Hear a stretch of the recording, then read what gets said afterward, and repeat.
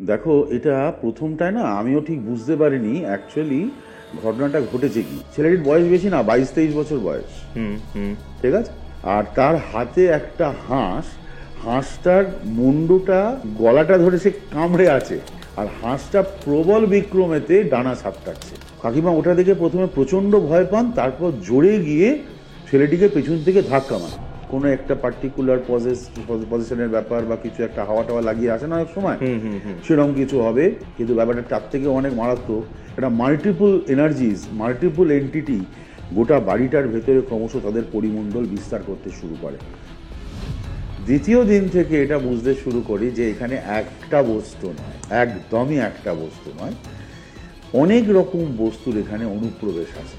কালী ক্রিয়া বা দুর্গা ক্রিয়া দিয়ে সামলে দেওয়া যাবে, কিন্তু করা যায়নি। অ্যাকচুয়ালি ছেলেটার সাথে হয়েছিলটা কি, এই যে প্রেত চালান বা পিশাচ চালান, এই জিনিসটা তো কালা জাদুর অন্তর্গত একটা বিষয়, রাইট? কালা জাদু বলে কিছু আছে নাকি? তুমি জানো তো পিশাচ পুরোহিত আছেন অনেক আদিবাসী রেঞ্জে, অনেক উপজাতি রেঞ্জেও। 2025 সালে এসেও পিশাচের বলুন, প্রেতের বলুন, বা এইরকম যে ইভিল এন্টিটির যে প্র্যাকটিসেস গুলো রয়েছে সেগুলো একটু বেশি বেড়ে গেছে এখনকার দিনে। বাট এক্স্যাক্টলি এই বান মারা জিনিসটা কি? হঠাৎ কেউ ধূমাবতী প্রয়োগ করে কাউ মারণ করে দেবে, এটা আমি ঠিক মেনে নিতে পারছি না। এখানে আর একটা জিনিসের উল্লেখ খুব বেশি পাওয়া যায়, সেটা হচ্ছে ব্রহ্ম পিশাচ। ইনিকে ইউটিউবে বলুন, সোশ্যাল মিডিয়াতে বলুন, একটা জিনিস খুব রমরমিয়ে চলছে, সেই টার্মটা হচ্ছে তান্ত্রিক সেক্স। জিনিসটা খুবই প্যাথেটিক। তথাকথিত কোনো তান্ত্রিক, তিনি সেই মহিলাকে বলেছেন তার কোনো কার্য সম্পাদনের জন্য তার সাথে শারীরিক সম্পর্ক স্থাপন করতে হবে। কাল ভৈরবের সাধনা বা ভৈরবের সাধনা কেন করা হয়? সময় যেখানে থমকে দাঁড়ায়, তিনি কাল হয়ে যান। কৌস্তবের আড্ডাতে আজকে আমাদের সাথে আছেন ধ্যানযোগী আচার্য কৌটিল্য মহারাজ। তার সাথে আজকে বিভিন্ন বিষয় নিয়ে আলোচনা হয়েছে, তার একটা হিন্টস আপনারা এক্ষুনি পেয়ে গেছেন। আজকের এই এপিসোডটা মাল্টি ডাইমেনশনাল, বিভিন্ন জিনিস, বিভিন্ন এন্টিটি, বিভিন্ন সাধনার পদ্ধতি, ইভেন প্র্যাকটিক্যালি তন্ত্র কিরকম সেটা নিয়ে আলোচনা হয়েছে, একটা ঘটনা শেয়ার করা হয়েছে।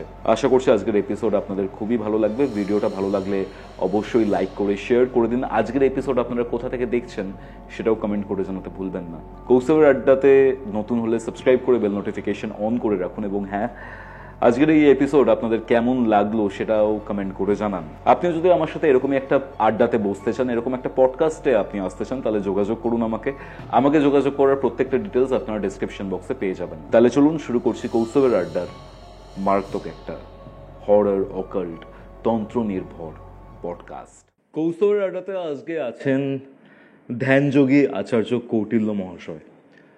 নমস্কার মহারাজ, কেমন আছেন আপনি? ভালো আছি, তুমি কেমন আছো? আমিও ভালো আছি। এর আগে আমরা দুটো আড্ডা আপনার সাথে এই স্টুডিওতে সম্পন্ন করেছি। সেখানে অনেক কিছু জেনেছি, অনেক কিছু ইনপুট পেয়েছি। আমাদের যারা অডিয়েন্স রয়েছেন তাদেরও মনের মধ্যে অনেক প্রশ্ন এসেছে, অনেক প্রশ্ন উকি দিয়েছে। বাট আপনার সাথে যে বিষয়ে কথা হচ্ছিল, আপনার একটা কেসের বিষয়ে যেটা আপনি সলভ করেছেন, সেই কেসটা নিয়ে আমি ইনিশিয়ালি কথা বলতে চাই। কারণ আপনি যেটা বলেছেন যে এখানে প্রেত চালনা বা পিশাচ চালনার একটা ব্যাপার রয়েছে, এবং সেই জিনিসটা করতে গিয়ে আরও এমন অনেক ধরনের এন্টিটি রয়েছে যাদের নাম খুব একটা শোনা যায় না বা জানা যায় না, সেরকম গুচ্ছ কিছু এন্টিটি তারা অ্যাক্টিভেটেড হয়ে গেছিল বা তারা চলে এসেছিল আমাদের জগতের মধ্যে। আর তারপরে খুব মারাত্মক কিছু ঘটে, এবং আপনিও সেখানে প্রেজেন্ট ছিলেন জিনিসটাকে সলভ করার জন্য। কি ঘটেছিল না ঘটেছিল, ভেতরে কি রয়েছে এই জিনিসটার, সেটা আগে আপনার থেকে আমি জানতে চাই। দেখো, এটা প্রথমটায় না আমিও ঠিক বুঝতে পারিনি অ্যাকচুয়ালি ঘটনাটা ঘটেছে কি।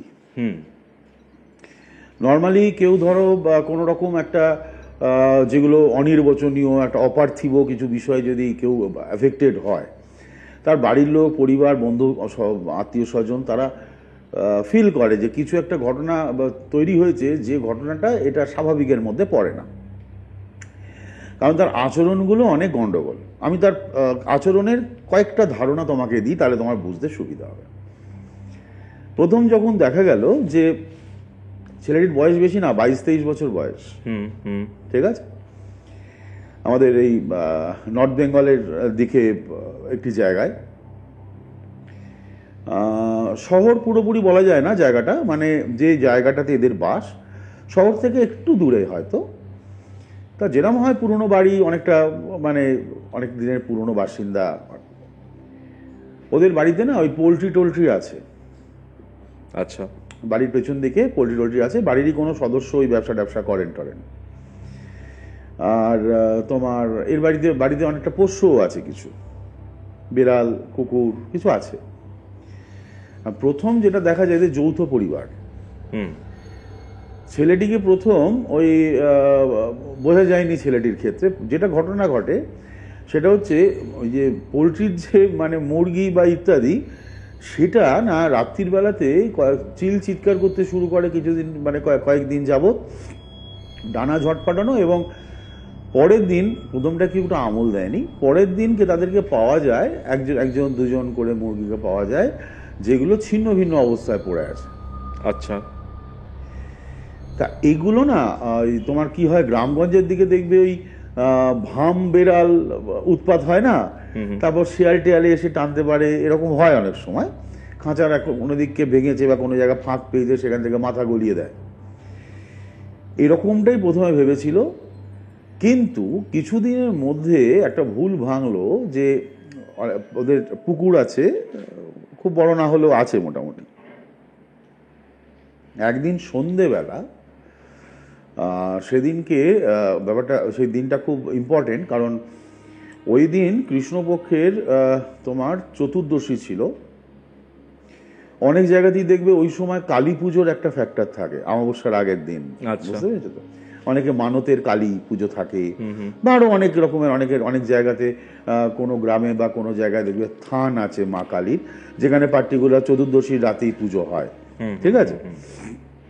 ওইরকম কোনো একটা পুজোর অনুষ্ঠান, এবার গ্রামগঞ্জের ক্ষেত্রে কি হয়, কোনো একটা পুজোর অনুষ্ঠান থাকা মানে সেখানে সেটা গোটা গ্রামবাসীর একটা উৎসবের মধ্যে পরিণত হয়, তাই না? তো সবাই সেটার জন্য প্রিপেয়ার হচ্ছে, সন্ধ্যের পর গিয়ে সেখানে পৌঁছবে এবং সেখানে পুজোর যাবতীয় জোগাড় জানতে ইত্যাদি করা শুরু হবে। ঠাকুরমশাই আসবেন, তারপরে তারপর আরও বিস্তর কাজকর্ম থাকে, পাড়ার বৌঝিদের অনেক বেশি থাকে, পাড়ার ছেলেদেরও অনেক কাজকর্ম থাকে, বয়স্ক গুরুজন যারা আছেন তাদেরও অনেক ভূমিকা থাকে। এইসব ব্যাপারে সবাই বেরোনোর জন্য প্রস্তুত হচ্ছে। এই ছেলেটির কাকিমা সে বাড়ি থেকে বেরিয়ে কাউকে একটা ডাকছে, মানে ওদের তো ওই শরিকি বাসস্থান, এই পক্ষ ও পক্ষের ব্যাপার আছে, তো ওই হয়তো ছোট পক্ষকে কি সেজ পক্ষকে ডাকবার জন্য কাকিমা বেরিয়েছেন। বেরিয়ে দেখছেন যে ওই পুকুর পাড়ে ওই ছেলেটি দাঁড়িয়ে আছে, আর তার হাতে একটা হাঁসটার মুন্ডুটা তার মানে সে গলাটা ধরে সে কামড়ে আছে, আর হাঁসটা প্রবল বিক্রমেতে ডানা সাপটাচ্ছে। কাকিমা ওটা দেখে প্রথমে প্রচন্ড ভয় পান, তারপর জোরে গিয়ে ছেলেটিকে পেছন থেকে ধাক্কা মারে, ছেলেটি মাটিতেই পড়ে, কিন্তু ছেলেটির সেন্স থাকে না।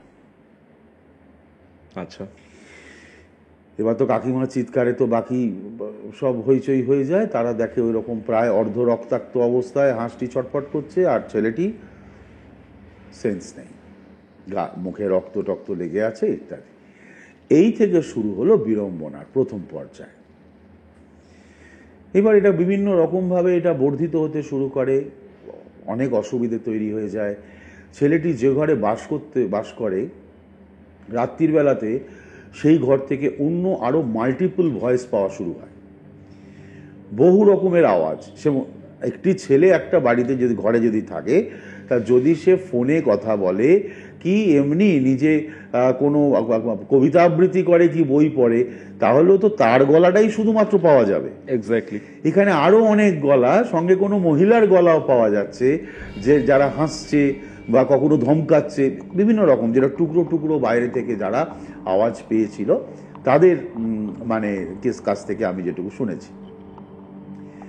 এইসব করতে করতে ওরা ওখানে কিছু লোকাল বোধহয় কাউকে ডেকেছিল বা কিছু, তারা খুব একটা মানে করতে পারেননি, মানে সুবিধা করতে পারেননি কোনোভাবে। কারণ ক্রমশ না পরিমণ্ডলটা খুব বাড়িয়ে মানে বেড়ে যাচ্ছিল। এটা প্রথমটায় হয়তো মনে হয়েছিল যে এটা কোনো একটা পার্টিকুলার পজিশনের ব্যাপার বা কিছু একটা হাওয়া টাওয়া লাগিয়ে আসে না এক সময়, সেরকম কিছু হবে, কিন্তু ব্যাপারটা তার থেকে অনেক মারাত্মক।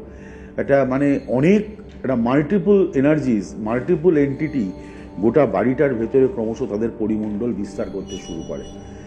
গরু মারা যেতে থাকে, মানে অন্য অন্য যে সমস্ত পোষ্য জীবজন্তু অসুস্থ হতে থাকে, তারা অহেতুক রাত দুপুরে চিৎকার করতে শুরু করে, যে বিভিন্ন ভয়াবহ অন্যান্য মানুষ কিছু অসুস্থ হওয়া শুরু করে, যারা ওই বাড়িটাতে কখনো ছেলেটির সঙ্গে হয়তো দিনের বেলাতে শুচ্ছে কি রাত্রির বেলাতে ছেলেটা ভয় পাচ্ছে এরকম অনেক ভেবে অনেক সময় মানে প্রচণ্ড জ্বর এসে যাচ্ছে ছেলেটির। ডাক্তার আসছেন, ওষুধ দিচ্ছেন, জ্বর কিছুক্ষণের জন্য কমছে, আবার কিছুদিন বাদে বাদেই তার ওই দৌড়ঝাঁপ হাঁস বা মুরগির পেছনে এই সমস্ত উৎপাত দিয়ে শুরু হয়। তারপর তারা যোগাযোগ করে, তারপর আমি সেখানে পৌঁছই বা আমার ক্রিয়াকর্ম ইত্যাদি শুরু করি। তখনও যে সময়টার কথা বলছি ওই সময়টায় ধরো আমি বেশিরভাগ সময় গিয়েই কাজ করতাম।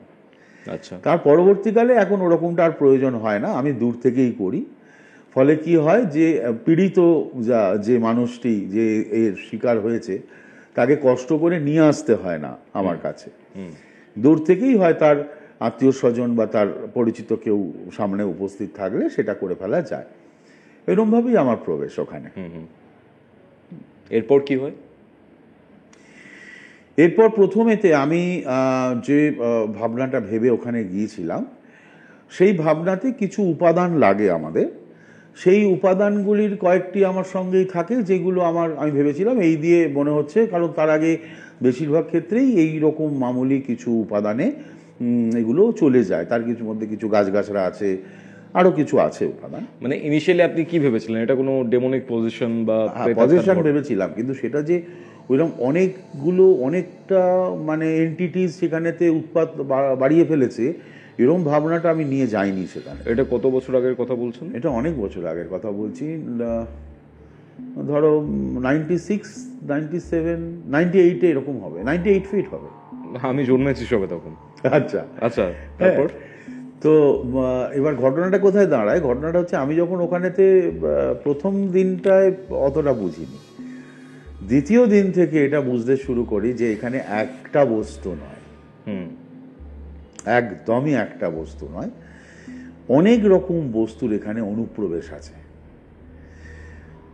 একই সঙ্গে ধরো যখন ছেলেটি ঘরের মধ্যে কোনো রকম তার অস্বাভাবিক আচরণ তৈরি হচ্ছে, তখন তার গলা বদল হয়ে যাচ্ছে, যেরকম হয়, চোখ ফোক বড় হয়ে যাচ্ছে, সে মানে একটা প্রচণ্ড অস্থিরতা তার মধ্যে, কাউকে চিনতে পারছে না, ডিফারেন্ট মানে এমন সে কাঁই কুঁই করে কথা বলছে, তার অর্ধেক বর্ণ বুঝতে পারাটা খুব মুশকিল।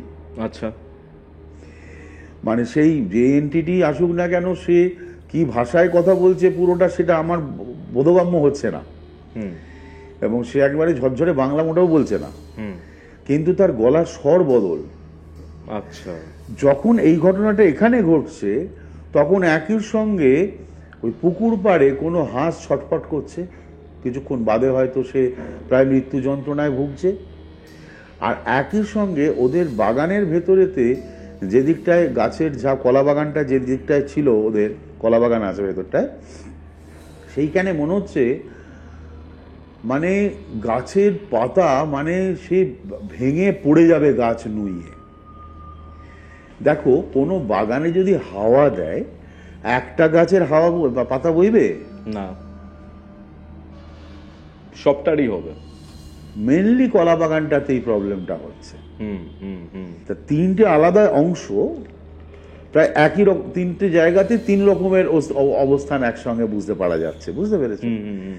তারপরে আরো অনেক কিছু ফ্যাক্টরস, অনেক কিছু অনুভূতি তৈরি হয়েছে ওখানেতে, যে একটা সময়তে সে মানে 1-2 দিন 2.5 দিন পরেতে সে একেবারে রীতিমতো থ্রেটনিং এর মতো আধা ভাঙা হিন্দিতে সে বলছে যে মানে আমাকে আর কি থ্রেট করছে, আমার 2-1 সঙ্গী সাথী ছিল তাদেরকেও করছে যে এখান থেকে চলে যাও, নয়তো আমি মেরে দেবো, ডাইরেক্ট মেরে দেবো একদম, মানে আমাদেরই ভয়টা দেখাচ্ছে।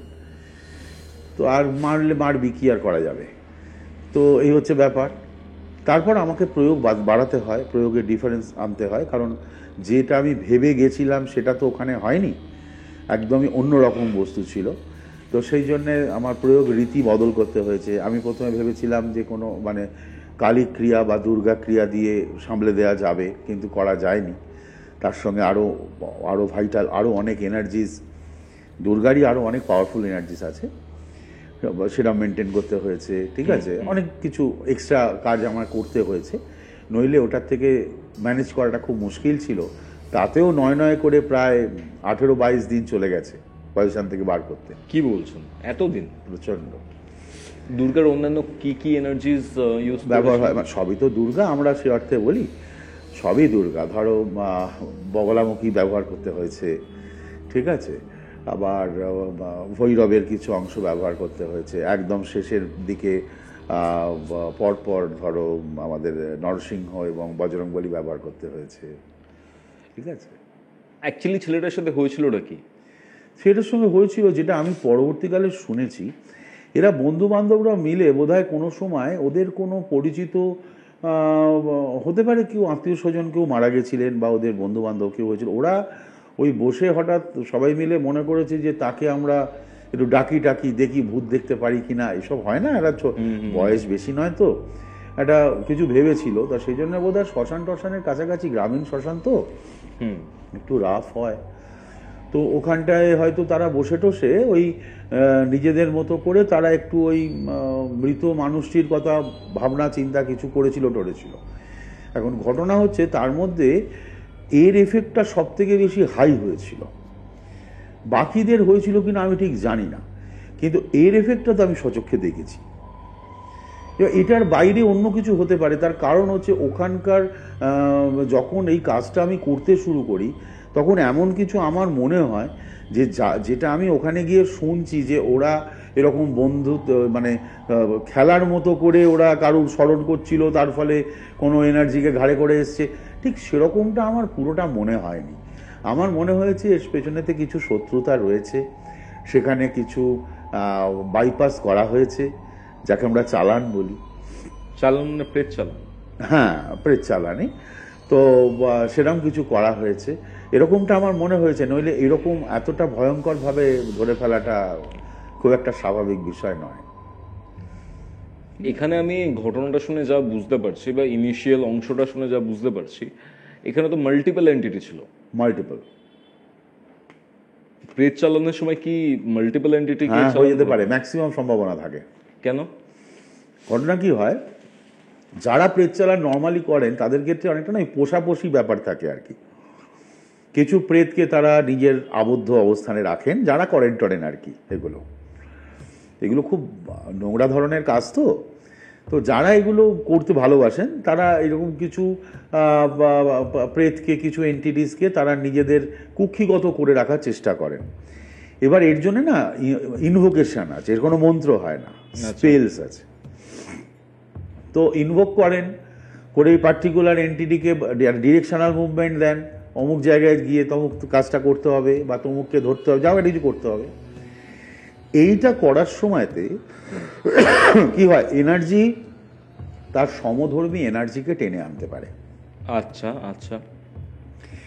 এবার যাকে পাঠালো সে একই সঙ্গে আরো কিছুকে নিয়ে সেখানে ঢুকবে না, এরকম ঘটনা ঘটে না, বেশিরভাগ সময় সেরকমটাই ঘটে,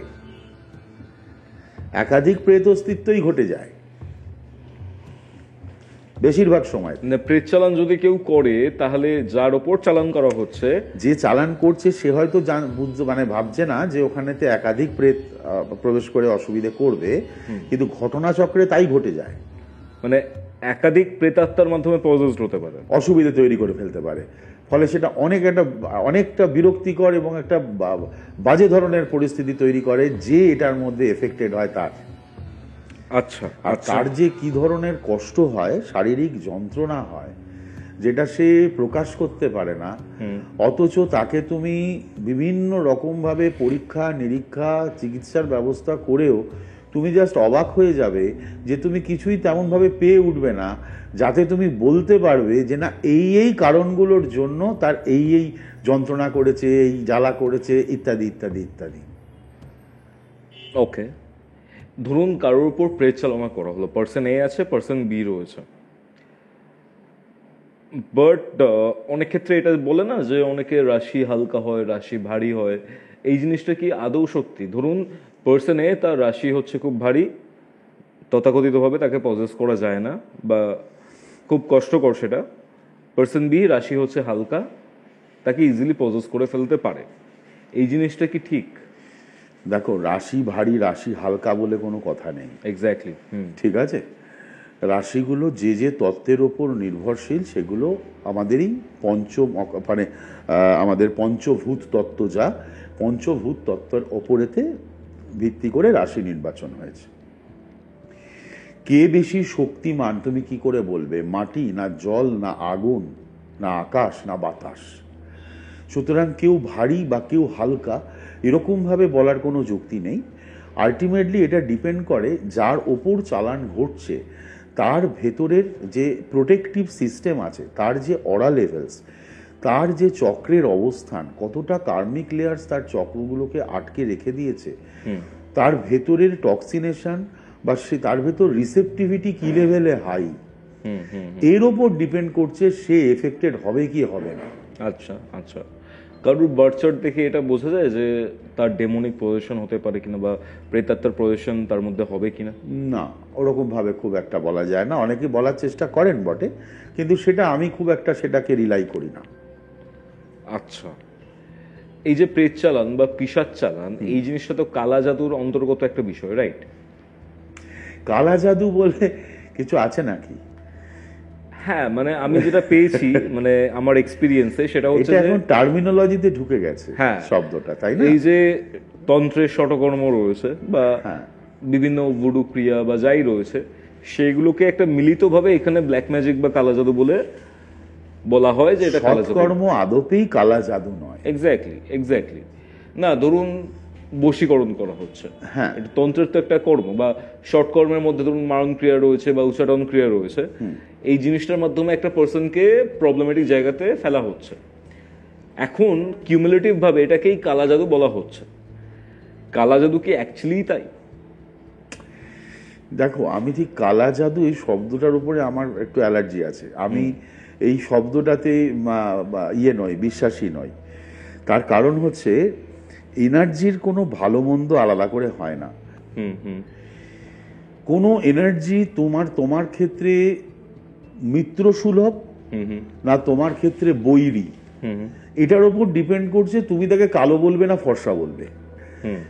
দেখো, অনেক মহাপুরুষ, অনেক উচ্চকোটির মহাপুরুষ, তারা সাপের বিষও গ্রহণ করতে পারেন অবলীলায়। হঠাৎ করে আমজনতা সেটা গ্রহণ করতে পারবে না, তাই না? অনেক উচ্চকোটির মহাপুরুষ তিনি পারদ গ্রহণ করতে পারেন, তিনি আরো ভয়ঙ্কর কিছু গ্রহণ করতে পারেন যা আমরা স্বাভাবিকভাবেই আমজনতা কেউ গ্রহণ করতে পারেন না। এটা ডিপেন্ড করছে যিনি এটা গ্রহণ করছেন তিনি কতটা গ্রহণ করতে পারছেন তার উপর। ওকে ওকে, তাই না? আমি এমন মানুষকে দেখেছি করোনার সময়, যার গোটা বাড়ি, আমারই শিষ্য, তার গোটা বাড়িতে প্রত্যেকটা, মানে যার দিকে তাকাবে সে করোনাতে এফেক্টেড হয়েছিল, যতজন মেম্বার, আর এই সমস্ত মেম্বারের শুশ্রূষা আমার এই শিষ্য করেছিলেন। আচ্ছা, না পালিয়ে গিয়ে। এবং সেই সময় জানো তো একটা ভয়ের প্রতিক্রিয়া ছিল, খাবার দিতে, রাঁধতে বা কাজ করতে বাড়িতে কেউ আসতো না, বাইরে দরজার গোড়ায় খাবার দিয়ে চলে যেত। এই ছেলেটি সবাইকে খাইয়েছে, বাড়ির ফ্যামিলি মেম্বারকে, তাদের বাসন মেজেছে, তাদের পরিষ্কার করেছে, প্রত্যেককে স্পঞ্জ করেছে, যা যা চিকিৎসা যা যা চলছিল ডাক্তার যেরম বলেছেন সেরম ভাবে সমস্ত নার্সিংটা এই ছেলেটি করেছে। তার কিন্তু করোনা হয়নি, রেজিস্ট্যান্ট হয়ে গেছিল। আমি জানি না রেজিস্ট্যান্ট হয়েছে না বজরংবলীর কৃপা, এটা আমার জানা নেই। ওকে ওকে ওকে, ঠিক আছে। ওই সময়তে কিছু স্পিরিচুয়াল প্র্যাকটিস আমার মতো সমস্ত গুরুরাই শিখিয়েছেন তাদের শিষ্যদের, যে কিভাবে সেটাকে ফাইট করবার জন্য কি কি তোমরা স্পিরিচুয়াল প্র্যাকটিস করবে। সেও সেটা করেছে, আরো অনেকেই হয়তো করেছেন। যারা করেছেন তারা, আমি যে কথাটা বলছি তার সত্যতা বুঝতে পারবেন। স্পিরিচুয়াল প্র্যাকটিসের মাধ্যমে এগুলোকে আটকানো যায়? হ্যাঁ, নিশ্চয়ই যায়। যতটা সম্ভব আটকানোর চেষ্টা তো নিশ্চয়ই করা যায়। দেখো প্রাচীনকালে, আজ থেকে বহু বছর আগে কি ছিল আমাদের? শুধু স্পিরিচুয়াল প্র্যাকটিসই তো ছিল, আর ওই গাছগাছরাই ছিল, আয়ুর্বেদ, তাই না?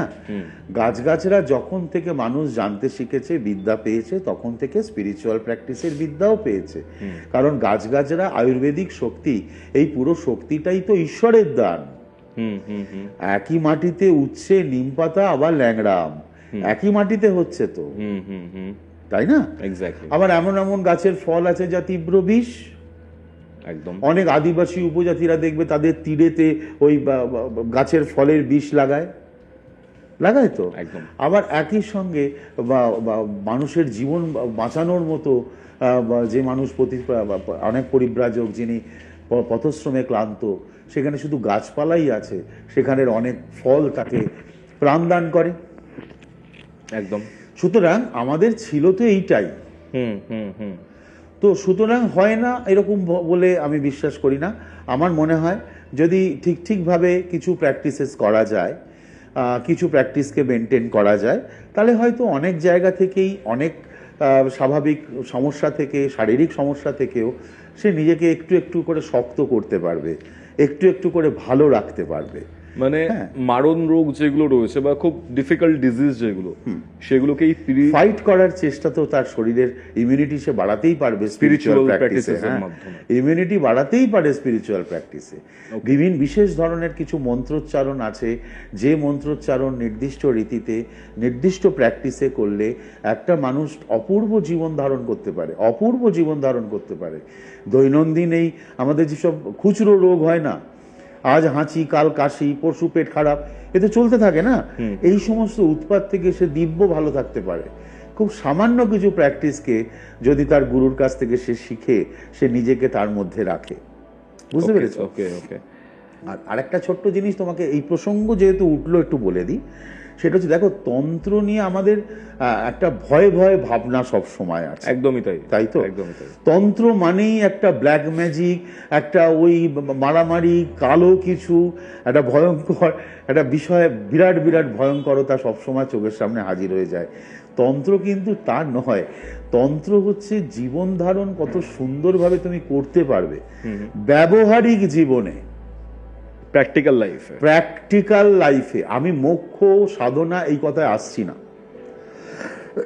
পৃথিবীর অনেক রকম সাধনা আছে আমাদের ভারতীয় সনাতন ধর্মে, যে সনাতন ধর্মের বহু প্র্যাকটিস তাকে মোক্ষ দিতে পারে।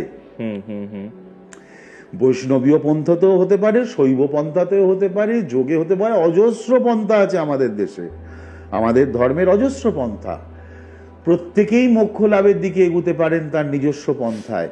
কিন্তু আমি স্পেশালি বলছি, তন্ত্র ব্যবহারিক জীবনে তোমাকে দারুণ একটা পজিশন তৈরি করতে পারে, তোমাকে 10 জনের মধ্যে একজন করতে পারে, সম্মানীয়ভাবে একজন, ভয়াবহ একজন নয়। আচ্ছা আচ্ছা। তোমাকে ঘাড় উঁচু করে দেখতে হবে। তোমার এত সুন্দর, তোমার চারিত্রিক বৈশিষ্ট্য, শিক্ষা ইত্যাদি সব কিছুতে জ্ঞান, এবং নিজেকে তুমি কেমন করে ভালো রাখবে, সেটা তুমি যে সেক্টরেই থাকো।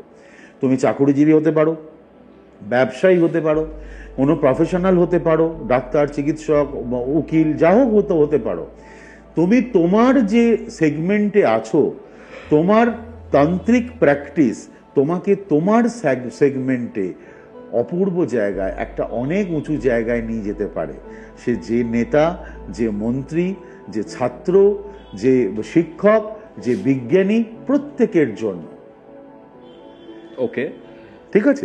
সবেতেই ভয়েতে উনি তান্ত্রিক বলে সেই মানে চাদরের তলা দিয়ে একটু একটু করে দেখতে থাকা, ভয়েতে, ওরকম ব্যাপার নয়। এই যে আপনি বললেন না তান্ত্রিকদের দেখে ভয় লাগার একটা বিষয়, মানে আমি পার্সোনাল ওপিনিয়ন থেকে বলছি, পার্সোনাল ওপিনিয়ন দিচ্ছি দাদার। আপনাকে দেখে টু বি অনেস্ট আমার কখনো ভয় বা সেরকম ব্যাপার আসেনি। আপনি তান্ত্রিক যদিও, আমি এটা গুরুদেবের কৃপা যে আমায় কেউ ভয় পান না। রাইট। যেদিন পাওয়া শুরু করবে সেদিন আমি আর এই পেশায় থাকবো না। ওকে। এই যে তন্ত্রের যে ফিল্ড, আমি এরকমও দেখেছি বা অনেক ক্ষেত্রে দেখা যায় যারা তন্ত্র প্র্যাকটিস করছেন, তাদের দেখলে না মানে একটা বিকট ভয়ের একটা অরা তার থেকে প্রজেক্ট হয়, তাকে দেখে ভয় লাগে, তার হয়তো দৈহিক স্ট্রাকচারটাই এরকম, বা তাকে দেখতে হয়তো আগে অন্য রকমের দেখতে ছিলেন, কিন্তু আস্তে আস্তে তিনি চেঞ্জ হয়ে এমন একটা বিকট আউটলুক এসেছে, সেটা দেখলে ভয় লাগবে। টপিকস বলছো, আমি তোমাকে এটা খুব ভেরি ইন্টারেস্টেড টপিকস, খুব ভালো লাগলো তুমি এই টপিকসটা আনলে। আমি তোমায় বলি, মাথায় রাখবে সাধনার ক্ষেত্রে একটা বেসিক জিনিসকে তোমাকে মাথায় রাখতে হবে। তুমি যে পার্টিকুলার সাধনা করবে, সে দেব দেবী পিশাচ যাই হোক, শয়তান যাই ঘটুক, যার সাধনা তুমি করবে, কিছুদিন বাদে তোমার ভেতর পার্টিকুলার সেই ডেইটির যে ক্যারেক্টারিস্টিক্স সেটা রিফ্লেক্টেড হওয়া শুরু হবে। আচ্ছা আচ্ছা আচ্ছা, এটা নর্মাল বিষয়। তুমি যাদের কথা বলছো তারা কোনো শুভ বস্তু, আমরা যা জানি সবাই, দশমহাবিদ্যা, কিংবা ধরো, বা আমি আরেকটু বাড়ালাম, অষ্টদশ মহাবিদ্যা, কিংবা ধরো মা দুর্গা, নবদুর্গা, পঞ্চদুর্গা, আমাদের শিব বাবার যত রকম রূপ ইত্যাদি ইত্যাদি, গণেশ বাবা, বজরংবলী ইত্যাদি যত দেবদেবী, এমনকি মা শীতলা, মা মনসা সবই হতে পারেন। যদি এর কোনো সাধক সাধিকাকে তুমি দেখো, আমার মনে হয় তিনি যদি সঠিক সাধক সাধিকার কাছে পৌঁছো, তোমার ভয় করবে না। সাধকের কাছে গিয়ে তুমি শান্তি বিরাজ হবে। তিনি সাধিকা হন কি সাধক হন, তাকে দেখে ভয় তো দূরের কথা, তুমি বাড়িতে এসে বারবার ভাববে যে আমি কখন ওই গুরুদেবের কাছে গিয়ে একটু বসে দুটো কথা শুনবো, অথবা ওই গুরুমার কাছে গিয়ে বসে একটু কথা শুনবো, এটা মনে হবে, হতে বাধ্য। এবার যদি প্র্যাকটিসটা এমন কিছুর হয় যা স্বাভাবিক জীবনের পরিপন্থী, যেমন কোনো মানে এমন এনার্জিজ যা আম জনতা সহ্য করতে পারে না, তুমি এভিল এনার্জিজ বলতেই পারো, তুমি শয়তান বলতে পারো, তুমি পিশাচ বলতে পারো। তুমি জানো তো পিশাচ পুরোহিত আছেন অনেক আদিবাসী রেঞ্জে, অনেক উপজাতি রেঞ্জেও পিশাচ পুজো করা হয়, এবং তার জন্য ডিফারেন্ট টাইপ অফ প্রিস্ট থাকে, তারা পিশাচ পুরোহিত হিসেবেই পরিচিত। তো এই ধরনের সাধকও তো কিছু আছেন যারা ওইটা সাধনা করেন, তাই তো? তাদের মধ্যে সেই ক্যারেক্টারিস্টিক্স ফুটে উঠবে যে এনার্জি সে হ্যান্ডেল করছে। ওকে, এই যে পিশাচ পুরোহিতের কথা বললেন আপনি, তারা পিশাচ সাধনা করে বা পিশাচের অন্তর্বর্তী থেকে কাজ করে, হ্যাঁ হ্যাঁ, এই যে পিশাচ পুরোহিত পিশাচের সাধনা কেন করেন? দেখো, বিষয় সেই পাওয়ার। আচ্ছা, ভগবানের সাধনা করতে গেলে অনেক বেশি খাটতে হয় বাবা। ওকে ওকে, অনেক খাটতে হয়, অনেক মানতে হয়, অনেক লড়াই করতে হয়, আর ঈশ্বরের পরীক্ষার শেষ হয় না। সে পরীক্ষা নিতে নিতে নিতে নিতে সাধককে ক্রমশ সোনা বানায়। ওকে, তাই না? অঙ্গার পোড়াতে পোড়াতেই তো সোনা হয়। ঠিক তেমনি ভাবে ঈশ্বর তোমায় খাঁটি বানাতে বানাতেই একজন বড় সাধক বানাবেন। পিশাচের অত টাইম নেই, ওকেও তো নিজের স্থান তৈরি করতে হবে। পাতাল লোকের সব বস্তু তো, এদের তো জায়গা তৈরি করতে হবে। তো জায়গা তৈরি করতে গেলে যদি একজন সাধককে সে পায়, খুব দ্রুত তার মাধ্যমে ও এক্সপ্লোর হতে শুরু করে। ওকে ওকে, ঠিক আছে, ক্ষমতা প্রদর্শন। আর যিনি তার সাধনা করেন তিনি ক্ষমতার লোভেই করেন। ইন্টারেস্টিং। এই যে ধরুন, এই যে পিশাচ সাধনা বা ইভিল এন্টিটি, এদের সাধনা আমরা নিজেরাই এপিসোড করছিলাম, কর্ণ পিশাচিনীর একটা সাধনার বিষয় রয়েছে। এইগুলো মেনলি ক্ষমতা বা পাওয়ারের লোভে মানুষ করছে, বাট সেটা করতে গিয়ে নিজের লাইফেরও তো রিস্ক রয়েছে। হ্যাঁ, হচ্ছে তো, কেন হবে না? আমি জীবনে বহু প্রেত সাধককে দেখেছি যাদের জীবনের শেষ অংশটা তুমি চোখে দেখতে পারবে না। কেন? সে প্রায় বিছানায় মিশে যাওয়া অবস্থা, তার শেষ জীবনটা। তার কত রোগ যে তার ধরেছে, তার ইয়ত্তার বাইরে। তার ধারে কাছে কোনো মানুষ এসে পৌঁছয় না, তাকে বেসিক্যালি ঘৃণা করে, এরকম বিভৎস। অথচ তার মানে সে ওইভাবেই তাকে জীবনের শেষ দিনগুলো অতিবাহিত করতে হচ্ছে, খুবই কষ্টকর। কর্মফল কি এটা? অবশ্যই কর্মফল, কর্মফল, কর্ম অলওয়েজ ওয়েটিং বাবু। পৃথিবীতে তোমার জন্য কেউ অপেক্ষা নাও করতে পারে, কর্ম তোমার জন্য অপেক্ষা করবে, একদম করবে। এখনকার দিনে এসে কি মনে হচ্ছে কোনোভাবে যে এই ধরনের যে সাধনা, এটা ধরুন 2025 2025 সাল, 2025 সালে এসেও এই যে প্র্যাকটিসেস যেগুলো রয়েছে, পিশাচের বলুন, প্রেতের বলুন, বা এইরকম যে ইভিল এন্টিটির যে প্র্যাকটিসেস গুলো রয়েছে, সেগুলো একটু বেশি বেড়ে গেছে এখনকার দিনে? এটা কি মনে হয় আপনাদের ইনিশিয়াল সময় এই যে সাধনার বিষয়গুলো ছিল সেগুলো কি একটু কম ছিল? হ্যাঁ, অনেক কম ছিল, অনেক কম ছিল। ইদানিংকালে সত্যিই তো বেড়ে গেছে।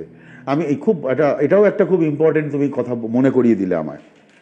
আমাদের ওয়েস্ট বেঙ্গলের কয়েকটি জায়গা আছে, আবার অন্যান্য প্রদেশেও, বিহার বা ইউপিতেও কয়েকটি জায়গা আমি দেখেছি, যেখানে মানুষের, উড়িষ্যাতেও কয়েকটি জায়গা আছে, আমি জানি না, মানুষের ধৈর্য ইদানিংকালে কমে যাচ্ছে সব জায়গাতে। সহজে রেগে যাচ্ছে, ওর ওপরেতে কারুর ওপরে হিংসা তৈরি হয়ে যাচ্ছে, এর ওটা হচ্ছে, তার সেটা হচ্ছে না কেন, আমার এটা হচ্ছে না, ওর এটা কেন হচ্ছে। আমি বলেছিলাম তোমায় বোধহয় কোনো এক সময়, আমি এরকম মানুষকে দেখেছি যে সে তার পাশের বাড়িতে, ধরো তার বাড়ির দোতলা তৈরি হচ্ছে, সেখানে তোমার ওই মোজেক করার মেশিন আসে না, এই মোজেক করার মেশিন এসছে, এই বাড়িতে ভদ্রমহিলা খাওয়া দাওয়া বন্ধ করে রেখে দিয়েছেন দুঃখে। আচ্ছা, যে ওই বাড়ি কেন দোতলা হবে? কি অদ্ভুত ব্যাপার না? এটা না শুধু ওই একজনের বিষয় না, এটা না আমাদের মধ্যে ক্রমশ প্রভাবিত হচ্ছে। আমরা কেউ কারুরকে সহ্য করতে পারছি না, কেউ কারুর ভালো একটু শুনলে পরেই তুমি একটা কিছু করতে যাও, দেখবে অন্তত 10 জন রেডি হয়ে আছে তোমার বিরুদ্ধচারণ করার জন্য। বিরুদ্ধচারণ করা ভালো, সমালোচনা ভীষণ ইম্পর্টেন্ট, কিন্তু সমালোচনা করা, বিরুদ্ধচারণ করা তোমার পেছনে টানানোর জন্য নয়। আমরা সেটা করে ফেলছি, শত্রুতার লেভেল এত বেড়ে যাচ্ছে। এখন কি হচ্ছে, ধৈর্য নেই, ফলে আমরা তাদেরকে খুঁজে বেড়াচ্ছি যারা এই সবগুলো করেন। কোথা থেকে মানুষ খুঁজে পায় তাও আমি খুব একটা জানি না, কিন্তু খুঁজে তো পাই, কারণ দেখছি তো যে ধরনের কেস আসছে, মানে 50টা কেসের মধ্যে প্রায় 30-32টাই হচ্ছে এই প্রবলেম, যেখানে নয় কিছু চালান হয়েছে, নয় বান মারা হয়েছে, নয় তার এমন অদ্ভুত কিছু তার ক্ষেত্রে ঘটনা ঘটেছে যে তার জীবন এগিয়ে নিয়ে যাওয়াটাই একটা বিরাট ঘটনা হয়ে দাঁড়িয়েছে। বুঝতে পেরেছো? তা এটা তো ক্রমশ বাড়ছে, মানুষ যত অধৈর্য হচ্ছে তত এগুলো বাড়ছে, একটু ফোঁটা ধৈর্য আমাদের মধ্যে আর থাকছে না। আমরা দেখো স্পিরিচুয়াল প্র্যাকটিস থেকে ক্রমশ দূরে সরছি, ফলে ধৈর্য হারাচ্ছি অনেক। তুলনায় আমি বলবো কৌস্তব, ইদানিংকালে একটা খুব আনন্দের খবর, ছোটরা, বাচ্চারা 18, 19, 17, 18, 19, 20, 21 বছর বয়সী, 22 বছর বয়সী ছেলেমেয়েরা প্রচুর হোয়াটসঅ্যাপ করছে, তারা স্পিরিচুয়াল প্র্যাকটিস শিখতে চায়, তারা ডিফারেন্ট টাইপ অফ মেডিটেশন শিখতে চায়, ওই ক্লাস অ্যাটেন্ড করতে চায়, বারবার তারা বলছে।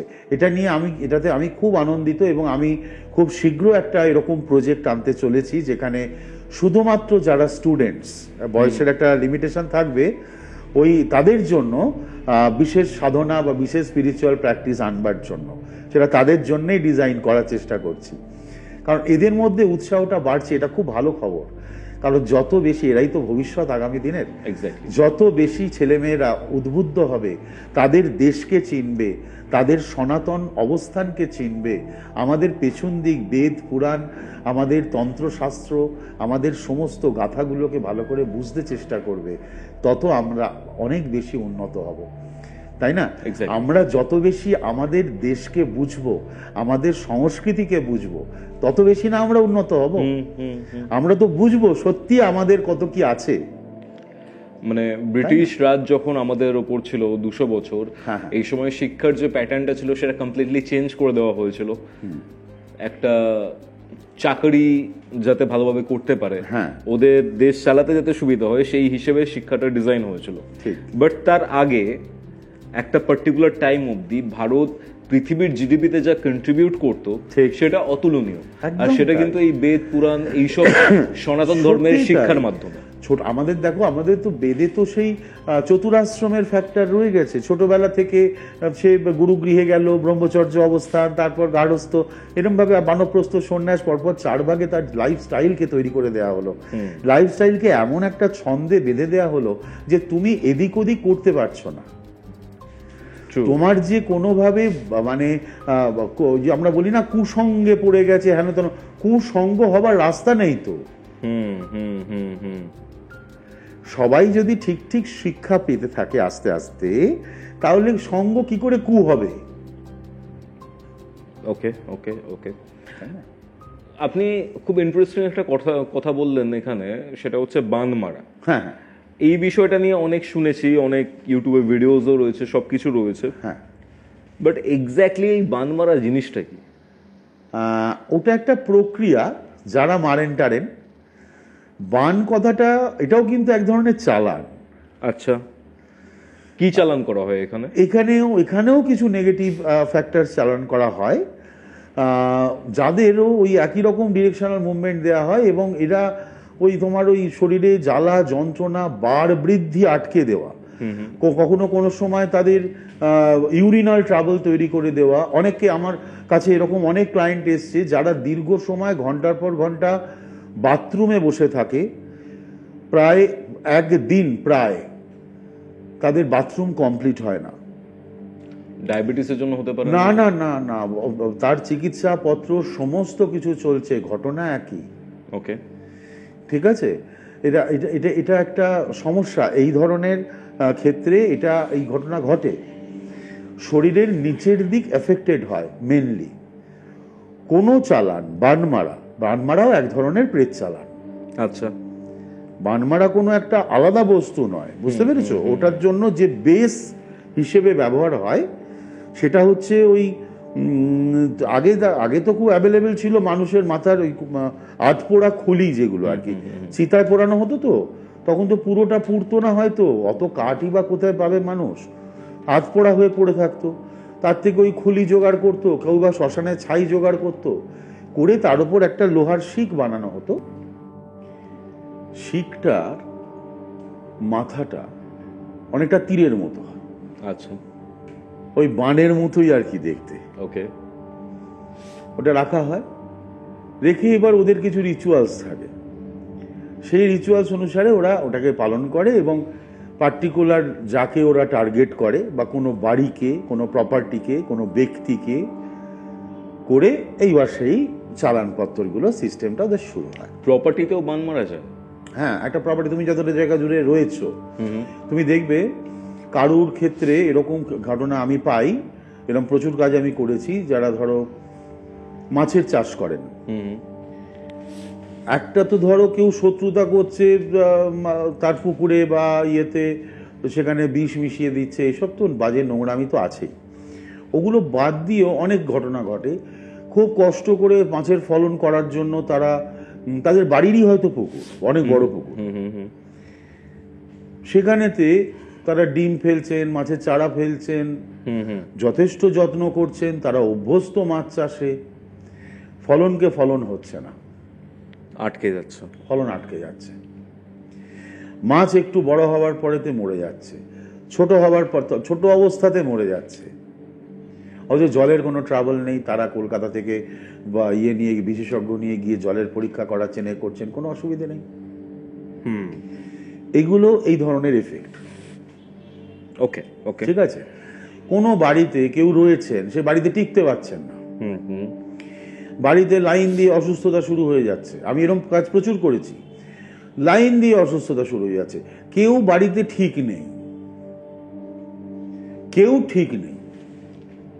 এর এটা সমস্যা তো ওর ওটা সমস্যা, ওর সেটা সমস্যা তো এর আরেকটা সমস্যা, এবং কোনোটাই ম্যানেজ করা যাচ্ছে না। কেউ কারুকে দেখতে পাচ্ছে না। সবার সঙ্গে সবার একটা যা হয়, একটা পরিবেশটাকে যদি তুমি অনেক খারাপ কিছু দিয়ে বারবার বদলে দাও,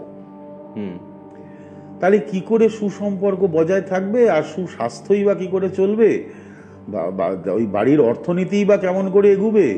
কোনোটাই তো এগোবে না। মানে এগুলো খুব কমন একটা সিমটমস যেটার মাধ্যমে বোঝা যায় যে কারোর উপর বান মারা হয়েছে বা এরকম কিছু চালান করা হয়েছে, রাইট? হ্যাঁ, এটা বোঝার এটা একটা বড় পদ্ধতি। আরো কিছু আছে। কিরকম? যদি কোনো ব্যক্তি বিশেষের ওপরেতে ওই ধরনের কোনো ক্রিয়া বা বানমারা ঘটে, তাহলে তার দুরকম এফেক্ট আসে নর্মালি। এক হচ্ছে সে প্রচুর খেতে শুরু করে, লিমিটলেস। আবার উল্টোটা হতে পারে, সে একটু খাওয়ার পরেতেই তার পেট ভার হয়ে যেতে থাকে এবং কোনো কিছু খেলে তার বারবার সেই তার শরীর খারাপ, বাজে ঢেকুর, এই সমস্ত হয় না, ডাক্তারপত্র সমস্ত কিছুই দেখানো হচ্ছে, সেই ওষুধের পর ওষুধ খেয়েই চলেছে, কিন্তু ফলাফল আগেও যা ছিল যথাপূর্বং তথাপরম। ওকে ওকে। বাড়ির মধ্যে দেখবে যেখানে ড্যাম্প হওয়ার জায়গা নেই, সেখানেও ড্যাম্প হওয়ার সম্ভাবনা রয়েছে। আচ্ছা আচ্ছা, ঠিক আছে। যে ধুলো ময়লাগুলো পড়বে, যদি খুব দীর্ঘদিন ধরে এন্টিটির বাস হতে শুরু করে, রেগুলার ঝাঁট দিয়ে যে ধুলো বেরোবে, তার মধ্যে দেখবে একটু ঝুলঝুল মার্কা ধুলো আসবে। আচ্ছা আচ্ছা। এবং এই ধরো বাড়ির ঝুল পরিষ্কার হলো আজকে, 3-4 দিনের মধ্যেই দেখবে ঝুল পড়া শুরু হয়ে গেছে। অথচ এখন তো আর বাড়িতে আগেকার মতো সেই কাঠের আগুন উনুন জ্বলে না যে প্রচুর ধোঁয়া হয়, ঝুল পড়ার সম্ভাবনা থাকে, এরকম তো নয়। এখন তো সব বাড়িতেই প্রায় এই গ্যাস বা এই সমস্ত চলে, তো সেখানেতে এত ঝুল পড়ার ব্যাপারটা একটা অবাক ব্যাপার না? এই ঘটনা ঘটতে শুরু করে। ওকে ওকে, ঠিক আছে। স্যাঁতস্যাঁতে জায়গার আবহাওয়াটা ওরা তৈরি করতে শুরু করে দেয়, কারণ ওখানে ওদের বসবাস। হ্যাঁ। আমরা যেটা নিয়ে কথা বলছিলাম সেটা হচ্ছে তন্ত্রের শর্টকর্ম এবং ব্ল্যাক ম্যাজিক, এই জায়গাটা ডিফারেন্ট কিভাবে? কারণ তন্ত্রে যে শর্টকর্ম রয়েছে, মারণ, উচাটন, বশীকরণ, মারণের মাধ্যমে তো কারোর খারাপই করা হচ্ছে, তাহলে তন্ত্রে এগুলোর প্রয়োগ কেন এসেছিল? দেখো, বশীকরণ থেকেই শুরু করি। আকর্ষণ, বশীকরণ, স্তম্ভন, বিদ্বেষণ, উচ্চাটন, মারণ, পুষ্টিকর্ম। হ্যাঁ, 6টি কর্ম হলো।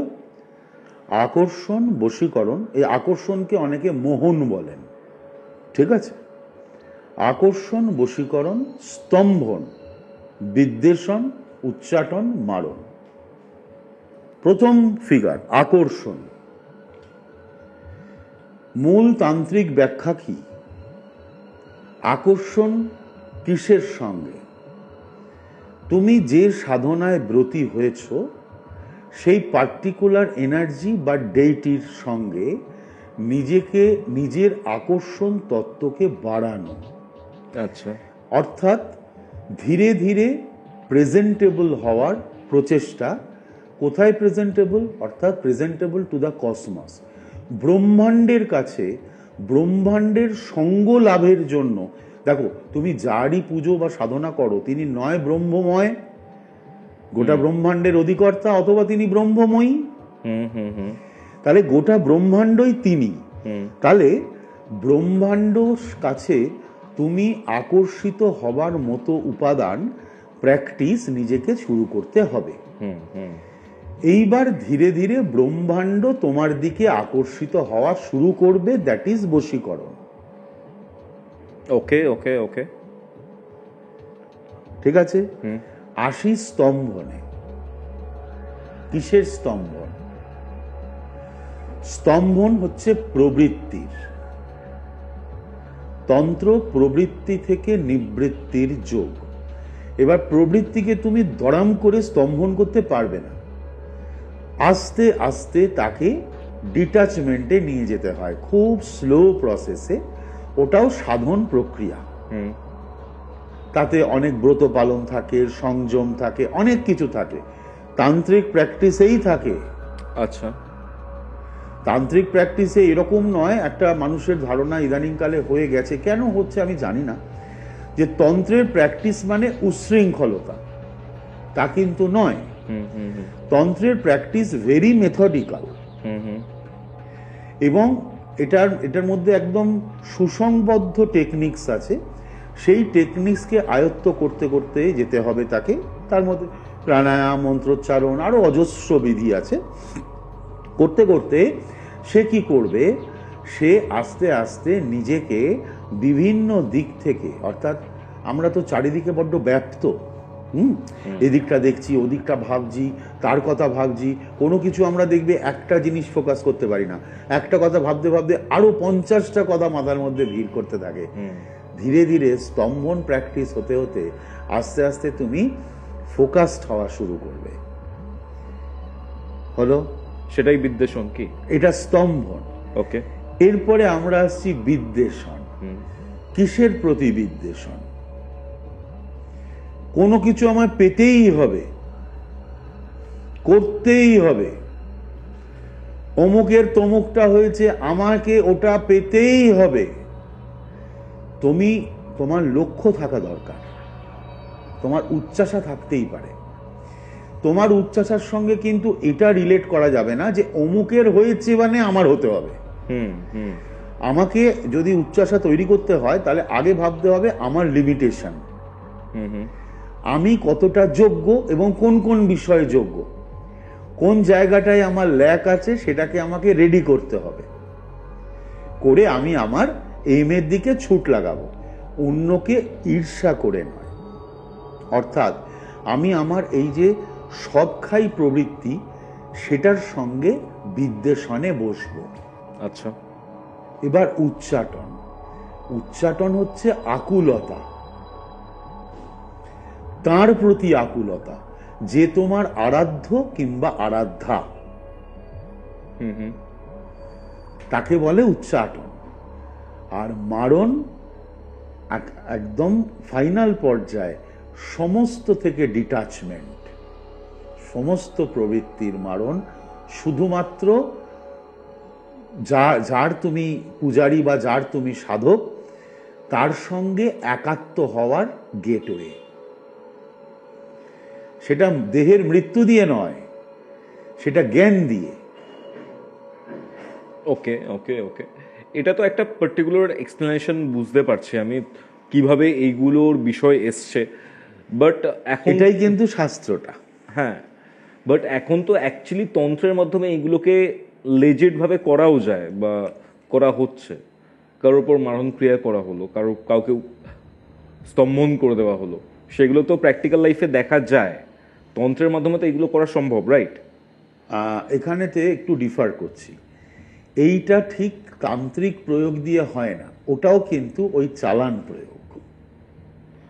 হ্যাঁ, মানে ধরুন আমি কিছু কিছু জায়গায় দেখেছি তার উপর মারণ ক্রিয়া করার জন্য ধূমাবতী প্রয়োগ করে দিল বা চালান করে দিল।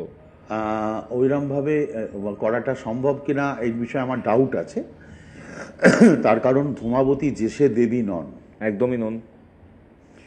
হঠাৎ কেউ ধূমাবতী প্রয়োগ করে কাউ মারণ করে দেবে, এটা আমি ঠিক মেনে নিতে পারছি না।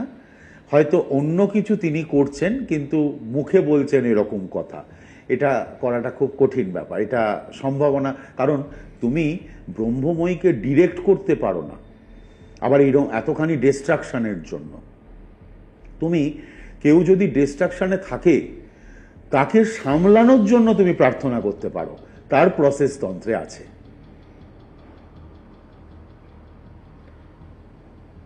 কিন্তু বগলামুখীর যে মন্ত্র রয়েছে, বীজ মন্ত্র রয়েছে, সেখানে তো আমরা স্তম্ভনের বিষয়টা পাচ্ছি। হ্যাঁ, স্তম্ভন কেন, আরো ওখানে অনেকগুলো শব্দ বলা আছে। এক্স্যাক্টলি, সেগুলো কেন তাহলে? বগলামুখীর যে মন্ত্রটার কথা তুমি বলছো, বগলামুখীর অজস্র মন্ত্র আছে, অজস্র। এটা প্রয়োগমুখী মন্ত্রের একটা অংশ।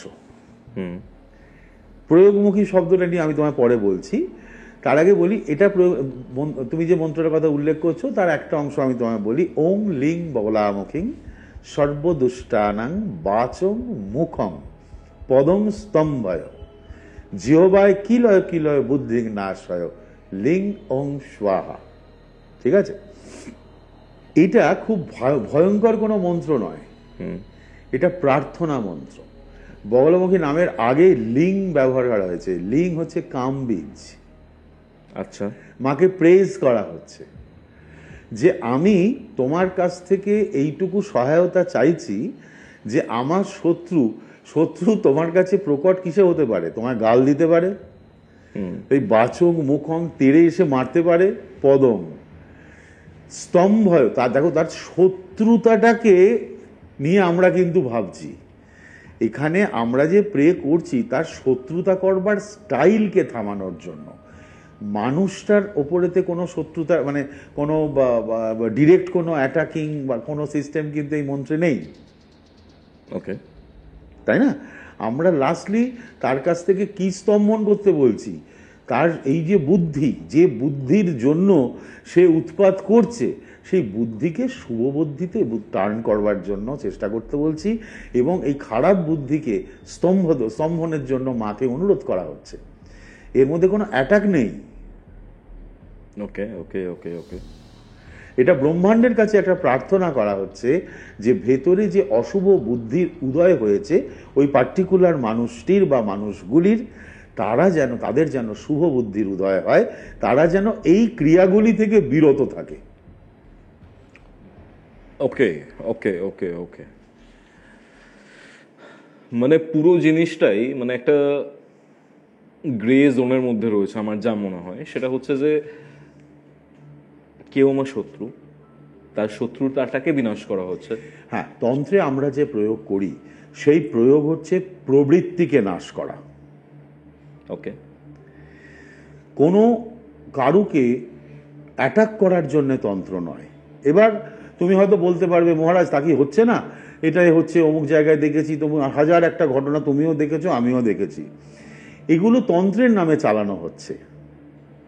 ওটা ঠিক তন্ত্রের বিষয় ওরকমটা নয়। দেখো, কিছু খারাপ মনোভাব তো সব জায়গাতেই সব ক্ষেত্রেই থাকে। তারা কিভাবে প্রয়োগটাকে করছেন, এই যে তুমি চালান বানচালান নিয়ে এতগুলো আলোচনা আমরা করছিলাম, তার সবই তো খারাপ প্রয়োগের জন্যেই। ওই প্রয়োগগুলো দিয়ে তো স্তম্ভন থেকে আরম্ভ করে সবকিছুই হয়ে যাচ্ছে। বাড়িতে যদি কেউ বসবাস করতে বিরক্ত হয়ে যায়, উচ্চাটন, বাড়ি ছেড়ে দিতে বাধ্য হয়, তাহলে তো উচ্চাটন হয়েই গেল। কেউ যদি পরিবারের কাউকে সহ্যই করতে না পারে, দুজনের মধ্যে সম্পর্ককে ভেঙে নাশ করে দিল, তো বিদ্বেষণ তো ঘটেই গেল। এইরকম বহু কেসকে আমি সামলেছি যেখানে ওই রকম বিদ্বেষণ করে এসছে, মানে হয়ে গেছে, তার সে দীর্ঘ সময়ের সম্পর্ক ব্রেক করে গেছে। আমি শুধু তাদের দাম্পত্য মানে বিদ্বেষণের কথা বলছি না, আমি অনেক ক্ষেত্রে বাপ ছেলে, মা ছেলে, ভাই বোন, মানে গোটা পরিবারের মধ্যে মানে একটা ছাড়া ব্যবস্থা, এইগুলোর বিরুদ্ধেও কাজ করেছি। এবার সেখানে তুমি বলতে পারবে যে মহারাজ এই প্রয়োগগুলো কিভাবে হয়? হ্যাঁ, এর মধ্যে বশীকরণ বীজের ব্যবহার হয়। ওকে, সেই বীজের কিন্তু সেটাও অনেক সুন্দর, সেটাও অনেক মানে মানে তাতে অনেক ওয়েলবিং তৈরি হবে সেই ধরনের প্রয়োগে। সেটাও খুব মানে সেই ধরনের ক্রিয়াগুলি তন্ত্রের খুব উচ্চ পর্যায়ের ক্রিয়া। সেখানে হ্যাঁ, খুবই উচ্চ পর্যায়ের ক্রিয়া, শান্তিকর মতো। তুমি কোনো একটি জায়গাতে বলা যেতে পারে একটা শুভ আবহাওয়া প্রতিষ্ঠিত করছো। বশীকরণের ক্ষেত্রে টেকনিক্যালি যেটা দেখি বা যেটা দেখা যায় বা যেটা শোনা যায়, রাদার কিউরিও ফাইটেও আমি অনেক শুনেছি এক্সপিরিয়েন্স এরকম, একটি ছেলে একটি মেয়েকে ভালোবাসে, মেয়েটির সেই ক্ষেত্রে কনসেন্ট নেই। যেহেতু মেয়েটির কনসেন্ট নেই, সে ছেলেটির সাথে ভালোবাসার সম্পর্কে আবদ্ধ হতে চাইছে না। ছেলেটি জোর করে তাকে আনতে চাইছে, তাই জন্য কিছু খাইয়ে বা কিছু একটা করে বশীকরণ করছে। এটা বশীকরণ নয়। আচ্ছা, এটা কি তাহলে? এটাও এক ধরনের ওই প্রবৃত্তি বা ভূত প্রেত প্রবৃত্তি, যে প্রবৃত্তি তাকে ডিফারেন্ট ধরনের মানে তার বেসিক্যালি যে মনস্তত্ত্ব, তার মানসিকতা, তার উপর কন্ট্রোল তৈরি করা, এবং সেটা বাজেভাবে ওই কোনো কিছু খাইয়ে হেন তেন মুক্ত। মূল বশীকরণ সিস্টেম তা নয়। আর একটা জিনিস তুমি জেনে রাখো, বশীকরণ কোথায় হতে পারে? যেখানে যে ব্যক্তিদের মধ্যে মানে তুমি বশীকরণ করতে যাবে তাদের প্রত্যেকের সঙ্গে প্রত্যেকের চেনা শোনা জানা পরিচিতি দীর্ঘ সময় ছিল, সেটা এখন ব্রেক করেছে, এক্ষেত্রে বশীকরণ হবে। কিন্তু কারুর মানসিক ইচ্ছে নেই কারুর সঙ্গে ঘর বাঁধবার বা কারুর হাত ধরে চলে যাওয়ার, তাকে তন্ত্রে বশীকরণ করবার কোনো রীতি রেওয়াজ দেওয়া নেই। সেটা করছে কিছু, বুঝতেই পারছো, অনেক নিম্নমানের নিম্ন রুচির মানুষ এই ফিল্ডে এসছেন, তারা করার চেষ্টা করছেন। বুঝতে পারছি। আমাদের শরীর আলোচনাতে খারাপ হয়ে যাবে। কাদের? যাদের উপর এইগুলো হবে তাদের শরীরে অনেক অসুবিধা তৈরি হবে। অথচ পিওর বশীকরণ ক্রিয়াতন্ত্রে যদি তাকে ঠিক মতো ঠিক স্টেপিংয়ে করা যায়, তাদের আবহাওয়া সুন্দর হবে, তাদের মানসিকতা সুন্দর হবে, দারুণ সুন্দর হবে। একটা প্লিজেন্ট, তো একটা জায়গাকে তুমি সুসংবদ্ধ করবার জন্য তুমি এত প্লিজেন্ট এনার্জিকে সেখানে তুমি আহ্বান করছো যে তোমাকে তো সে ভালো রাখবে। ওকে, বুঝতে পারছো? আমরা পিশাচ নিয়ে কথা বলছিলাম, আমরা প্রেত চালনা নিয়ে কথা বলছিলাম। এখানে আর একটা জিনিসের উল্লেখ খুব বেশি পাওয়া যায়, সেটা হচ্ছে ব্রহ্ম পিশাচ। ব্রহ্মদত্তী বলে ছোটবেলা থেকে পরিচিত। Exactly right. ইনি কে? কথিত আছে যে কোনো ব্রাহ্মণ পণ্ডিত, যিনি ব্রহ্মবেত্তা এবং শাস্ত্র অধ্যয়ন, বেদ পুরাণ গ্রন্থ সম্পর্কে প্রচুর জ্ঞানী, কোনো কিছু প্রবৃত্তিগত ফারাকের কারণে বা কোনোভাবে অপঘাত তার মৃত্যু হওয়ার ফলে অনেক সময় এই জনি পেতে পারেন। পিপুল গাছ আছে না, নর্মালি সেই গাছে থাকার সম্ভাবনা থাকে, অথবা বেল গাছ নিকটস্থ হলে তাতেও হতে পারে। কিন্তু যদি এরা নর্মালি কোনো ইয়ে করে না, তোমার সমস্যা তৈরি করে না, যদি না কেউ তাকে বিরক্ত করে ফেলে। আচ্ছা, ঠিক আছে, তো ওটা ওই ইয়েতে দেখতে পাবে। মানে যদি দেখো কোনো গাছের, এই ধরনের গাছগুলো যেখানে তাদের বাস হয়, এই গাছগুলো একটা মজা হয়, নিচের দিকটা গাছের বেশ সজীব থাকে, বোঝা যায়, ওপর দিকটা একটু শুকনো শুকনো হয়, এনার্জিটা ড্রেন করছে। হ্যাঁ, ঠিক আছে। জেনারেলি বাস্তুতে যদি থাকে, আমাদের পুরনো গুণীজনরা বলেছেন, বাস্তুতে যদি থাকেন তিনি, তাহলে বাস্তুর পক্ষে এটা খারাপ নয় খুব একটা, শুভ কারক। এবং যদি উনি থাকেন, আমি এখনো সেটা মুখোমুখি তেমনভাবে হইনি এখনো পর্যন্ত, কিন্তু শুনেছি যে যদি তারা থাকেন, তাহলে এই ধরনের, এই বাজে ধরনের এন্টিটি সেখানেতে আর প্রবেশ করতে পারে না। প্রোটেক্টর, একজন ভীষণ প্রোটেক্টর। ওকে, এই যে তান্ত্রিক যে রিচুয়ালসগুলো, যেগুলোর ব্যাপারে আমরা কথা বলছি, এই শর্ট কর্ম বলুন বা যাই বলুন, শান্তিকর্ম বলুন, এইগুলো বেশিরভাগই অমাবস্যাতে করা হয়, এটা কি ঠিক? নাকি অন্যান্য তিথিতেও করা যেতে পারে? না না, কৃষ্ণপক্ষ শুক্লপক্ষ দুই ব্যবহার হয়, শুক্লা দ্বিতীয়াও ব্যবহার হয়, কৃষ্ণ দ্বিতীয় ব্যবহার হয়, অষ্টমী দুটোই ব্যবহার হয়, একাদশী ব্যবহার হয়, চতুর্দশী দুটোই ব্যবহার হয়, গ্রহণের সময় ব্যবহার হয়, চন্দ্রগ্রহণও ব্যবহার হয়, সূর্যগ্রহণও ব্যবহার হয়, অমাবস্যা পূর্ণিমা তো হয়। গ্রহণের সময়টা কেন ইউজ করা হয়? গ্রহণ একটা খুব ভালো তিথি, তো ওই সময় যদি কেউ সাধনা শুরু করে তার জন্য খুব ভালো। কিছু বিশেষ সাধনা থাকে যা গ্রহণ থেকে শুরু করতে হয়, সেটাও খুব ভালো। আবার কিছু কিছু শুভ প্রয়োগের জন্য গ্রহণ খুব ভালো। আচ্ছা, তন্ত্র নিয়ে এত কথা হলো, তন্ত্রের ভালো দিক বাজে দিক, একটা গ্রে শেড, এই পুরো বিষয়টা আমরা জানলাম আপনি যেরকমভাবে বললেন। বাট এখন ইউটিউবে বলুন, সোশ্যাল মিডিয়াতে বলুন, একটা জিনিস খুব রমরমিয়ে চলছে, সেই টার্মটা হচ্ছে তান্ত্রিক সেক্স। তন্ত্রের সাথে কি এরকমভাবে, যেটা আপনি উচ্ছৃঙ্খলতার কথাটা বলছিলেন, তন্ত্রের সাথে কি এটা কোনোভাবে কানেক্টেড? পঞ্চমাকারে মৈথুনের উল্লেখ রয়েছে, বাট সেই মৈথুন এবং তান্ত্রিক সেক্স এটা কি কোনোভাবে ইন্টারকানেক্টেড, নাকি দুটোই ভিন্ন বিষয়? না, আমি এটা ইন্টারকানেক্টেড মনে করি না। দেখো, পঞ্চমকারে মৈথুন ইরাপিঙ্গলার নির্দিষ্ট সঙ্গম স্থল, ওটা একটা ডিফারেন্ট সাধন মুহূর্ত। ওটা গুরু তত্ত্বাবধানে কিছু বিশেষ নিয়ম আছে, সেই নিয়মে ওই পার্টিকুলার চক্র সাধনা করে ওই পার্টিকুলার স্টেজে পৌঁছতে হয়। ওটা অত্যন্ত উচ্চকোটির সাধনা। তার সঙ্গে এত স্থূল শব্দকে মিশিয়ে ফেলার কোনো যুক্তি আছে বলে আমার মনে হয় না। দেখো,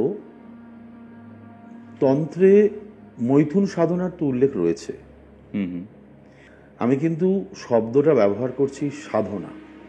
একদমই তাই। আমি একটু আগে বলেছিলাম চক্র সাধনার বিষয়।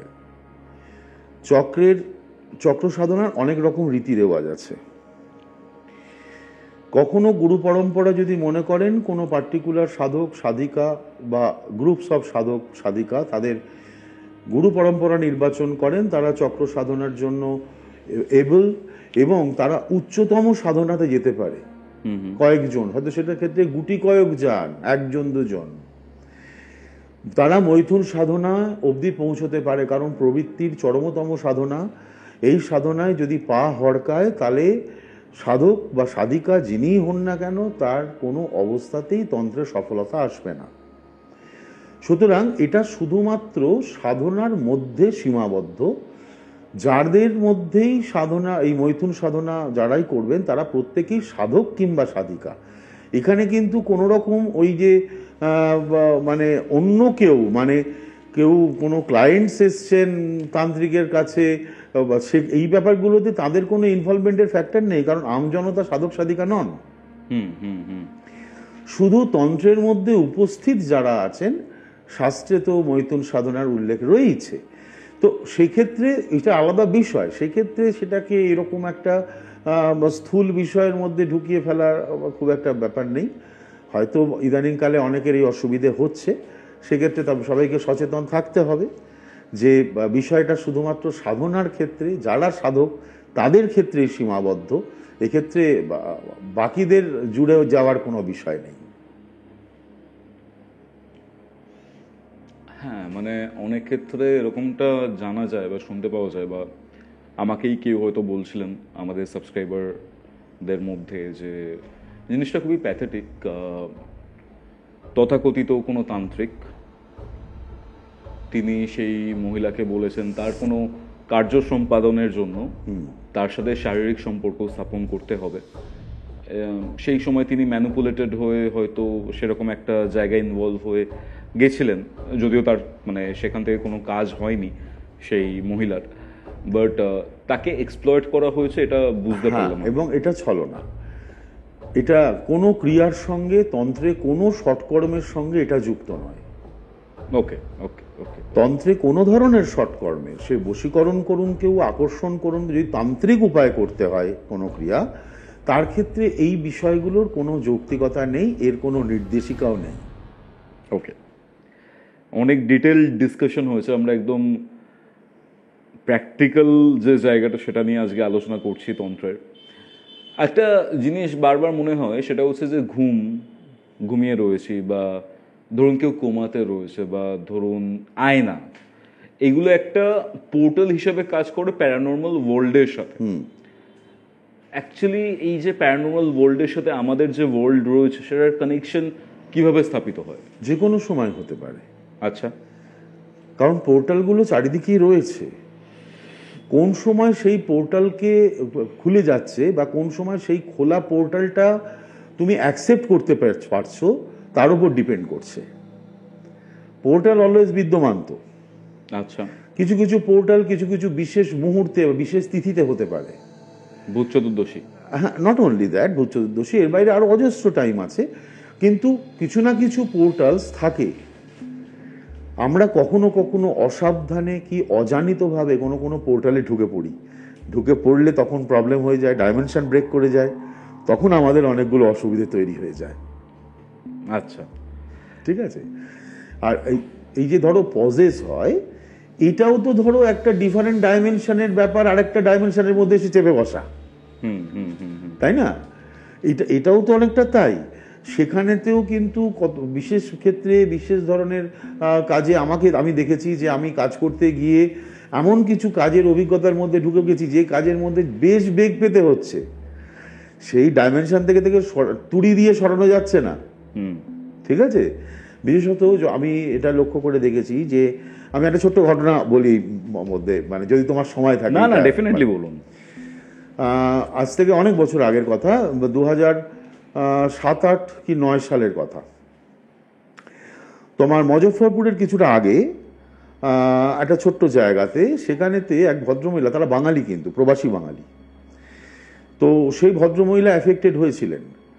কিন্তু মুশকিল হয়েছে কি, উনি বেশিরভাগ সময় কিছু বিশেষ তিথিতে মনে করতেন ভোরবেলাতে যে যেটার দ্বারা উনি পজেসড সেটা ওনার সঙ্গে কোনোভাবে শারীরিকভাবে ওনাকে স্পর্শ করছে এবং কোনোভাবে শারীরিক উৎপীড়নই করছে ধরে নিই আমরা। সেটা কতটা ঠিক কতটা ভুল সে প্রসঙ্গে আমি যাচ্ছি না, কারণ সেটা তিনিই ভালো বলতে পারবেন। কিন্তু তিনি তার মানে মস্তিষ্কে এটাকে ধরে ফেলেছেন, তিনি পজেসড ছিলেন, এটা সত্যি। কারণ সেখানে আমি কাজ করেছি এবং এই যখনই কোনো ক্লায়েন্ট এটা মাথার মধ্যে বাই চান্স ঢুকে যায় বা এটাতে সে অভ্যস্ত হয়ে যায়, তার বারবার তার সঙ্গে শারীরিক স্পর্শ আসছে বা কোনো রকম অন্য কিছু হচ্ছে, তখন তার থেকে ডিটাচমেন্টে আনতে তান্ত্রিককে ভীষণ বেগ পেতে হয়। আচ্ছা, ঠিক আছে, এটাও কিন্তু সেই ডাইমেনশনাল ব্রেক এক ধরনের, ধরে নাও। হ্যাঁ, এটাও এক ধরনের ওই প্রবলেমস, এটাও এক ধরনের, এটা খুব মেজর প্রবলেম হতে পারে কখনো কখনো। ওকে ওকে ওকে, ঠিক আছে। এখনকার দিনে ভৈরব সাধনা বা কাল ভৈরবের সাধনা এটা খুব বেশি পরিমাণে মানুষজন করছেন। এই কাল ভৈরবও কি বা ভৈরব ইনিও তো তান্ত্রিক মার্গের একজন দেবতা। কাল ভৈরবের সাধনা বা ভৈরবের সাধনা কেন করা হয়? দেখো, কাল ভৈরব এরকম কোনো ব্যাপার নয় যে ব্যাপার হঠাৎ ঘরে ঘরে সাধনা হওয়া প্রয়োজন। ঠিক আছে, কাল ভৈরবকে আমরা বলি মানে কালের নিয়ন্তা এবং কালের ডিস্ট্রয়ার। সময় যেখানে থমকে দাঁড়ায় তিনি কাল ভৈরব। তা তার সাধনা করার উপযোগী যদি গুরু মনে করেন তবে তাও কাউকে কাল ভৈরব সাধনাতে নিয়ে আসবেন। কাল ভৈরব কিন্তু মুড়ি মুরকির মতো সাধনা করার বস্তু নন, তাই না? উনি ডিটাচমেন্টের দেব। তো তা মুড়ি মুরকির মতো তো এই সাধনা হতে পারে না। ইদানিংকালে একটা জোয়ার এসছে বটে, কিন্তু আমি বলবো তার গুরু পরম্পরা মেনটেন করে এবং তার গুরুকে প্রশ্ন করে জিজ্ঞেস করে অনুমতি নিয়ে প্রপারলি ভৈরব সাধনায় কিভাবে ঢোকা যায়, গুরু যদি অনুমতি করেন তবেই তাতে পা বাড়ানোর প্রয়োজন আছে। নয়তো কালভৈরব সাধনা করতে গিয়ে সমস্যা অনেক তৈরি হয়ে যাবে। ভৈরব বিষয়টা কি? শিবের অংশ? হ্যাঁ, ভৈরব তিনি শিব স্বয়ং। ওকে, যখন তিনি শিব তখন তিনি নিশ্চল তত্ত্বম। আচ্ছা, যখন তিনি ভৈরব তখন তিনি অ্যাপ্লিকেবল, তখন তিনি ফাংশনিং, প্রয়োগমুখী, তখন তিনি ক্রিয়াশীল। আচ্ছা, ঠিক আছে, তার আগে অবস্থায় উনি শিব, ওই বসে আছেন, আচ্ছা, নিশ্চল অবস্থান। শিবের এই ভৈরব রূপ কি খুব উগ্র? দেখো, এটা উগ্র বা নম্রতার ব্যাপার নেই। কোনো কিছুতে যখন অ্যাকশন থাকে, কোনো কিছুতে মুভমেন্ট থাকে, তখন সেখানেতে একটা এনার্জি কাজ করে। সেটা এবার তুমি যেরকম করে দেখবে। আচ্ছা, কারণ দেখো, আমরা ভৈরবকে তো পুজো করতেই হয়, মানে দেবী পুজো, দেবী সাধনার ক্ষেত্রেও ভৈরবের সাধনা করতে হয়। আচ্ছা, তো সেক্ষেত্রে দাঁড়িয়ে আমি তো ব্যক্তিগতভাবে উগ্র টুগ্র খুব একটা বুঝিনি, কিন্তু হ্যাঁ, বিগ্রহগুলো যেমন হয় অনেক সময় তাকে অনেক সময় উগ্র লাগে, আমার তা মনে হয় না। আমার মনে হয় প্রোটেক্টর। আচ্ছা আচ্ছা, এই যে ধরুন আমি কখনো যদি এরকম কোনো প্যারানর্মাল এন্টিটি বা কোনো সুপারন্যাচারাল বিং যেগুলো খুব একটা শুভ নয় তাদের থেকে নিজেকে প্রোটেক্ট করতে চাই, তখন আমি হনুমান চালিসা পড়ি, হনুমানের উপাসনা করি।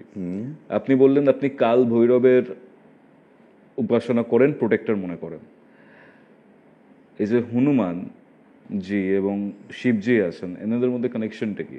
কোথাও না কোথাও গিয়ে হয়তো উপাসনার পদ্ধতি আলাদা, কনসেপ্ট কিছু কিছু ক্ষেত্রে আলাদা, বাট টু সাম এক্সটেন্ট দুজনকেই, কারণ মানে হনুমানজিও তো শিবাংশ, হ্যাঁ, রুদ্রাবতার। রুদ্রাবতার। তাহলে এই ভৈরবের সাথে বা শিবের সাথে হনুমানজির কি কানেকশন? বিরাট কানেকশন।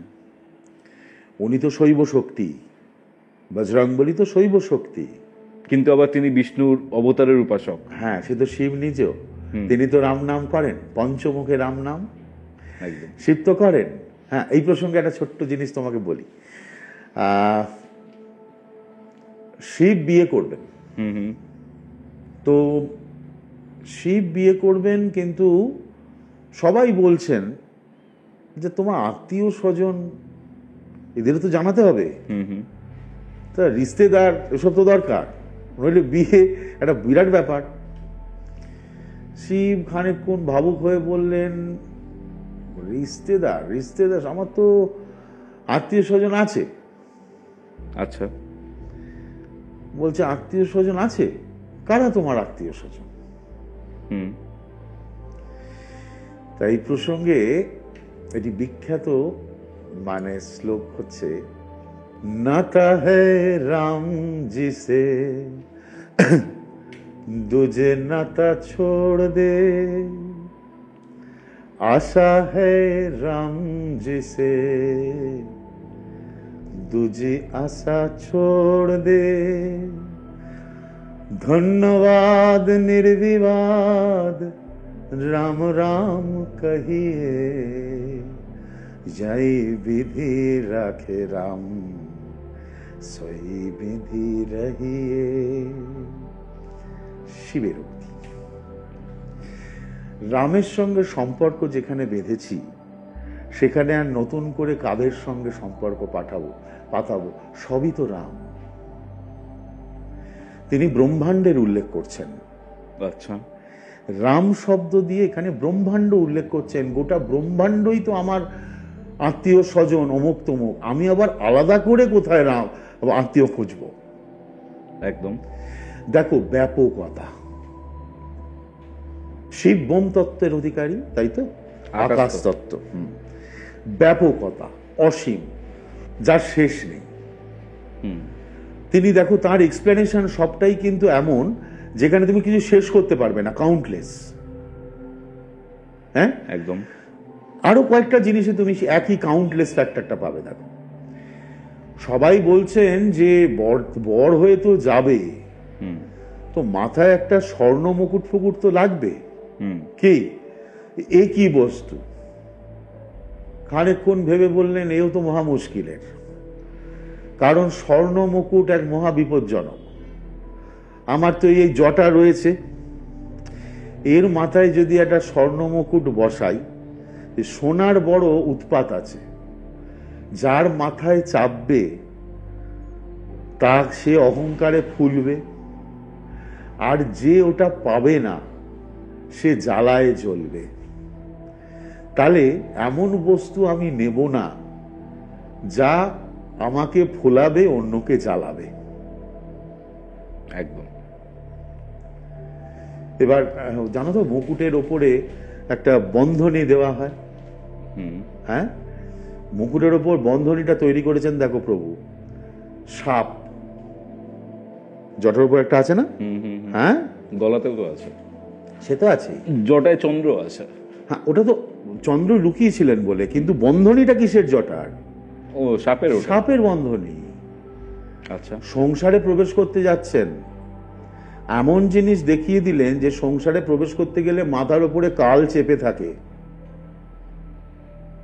আচ্ছা। উনি যাচ্ছেন নিজে কিন্তু সংসারে প্রবিষ্ট হতে, অথচ শিক্ষাটা দিচ্ছেন কেমন ভাবে? বর যেতে গেলে তো গাড়ি ঘোড়া লাগে, একটা গাড়ি ঘোড়া নিদেন পক্ষে একটা সাইকেল, তো উনি কিছুই নেবেন না।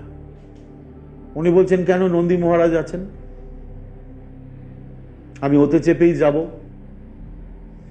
এবার বিষ্ণু তো বলেছেন আসবেন, শ্রীহরি বলেছেন আসবেন বরযাত্রীতে, আর তো কোনো বরযাত্রীর ওনার দরকার নেই। উনি উঠলেন নন্দী মহারাজের ঘাড়ের ওপরে। উঠলেন কিভাবে? উল্টো দিকে মুখ করে। আচ্ছা। নন্দী মহারাজ চলেছেন কন্যার বাড়ির দিকে, পাত্রীর ঘরের দিকে, উনি চলেছেন উল্টো মুখে। সবাই তো হাসাহাসি করছে, কিন্তু আসলে কি? সংসারে উনি পৌঁছচ্ছেন, দেহটা পৌঁছচ্ছেন, শ্রীহরি বলেছেন আসবেন, সেই জন্য উনি পেছন ফিরে বসে আছেন যে কোনো ক্রমে শ্রীহরি যেন ওনার চোখের বাইরে না চলে যান। সংসারে প্রবেশ করো, নজর রাখো প্রভুর শ্রীচরণে। দেখো আমাদের পুরাণ, এটা শিবপুরাণের অংশ, তোমাকে বললাম, এমন এমন ভাবে শিক্ষা দিয়েছে, এটাকে নিছক গল্প বলে ভাবলে গল্প, আর গল্প থেকে যদি বুঝে নিতে পারো তাহলে এটা মহাতন্ত্র। প্রবৃত্তি মধ্যেই প্রভু ঢুকতে চলেছেন, কিন্তু আসলে আছেন নিবৃত্তিতে। সেই জন্যই তিনি তন্ত্রের উদ্গাতা মহাদেব। মহাদেব।